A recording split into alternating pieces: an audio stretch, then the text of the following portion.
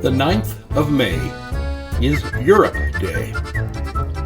Observed annually, this day celebrates peace and unity in Europe on the anniversary date of the 1950 Schuman Declaration in Paris that outlined a plan for political cooperation in Europe that led to the European Union in 1993.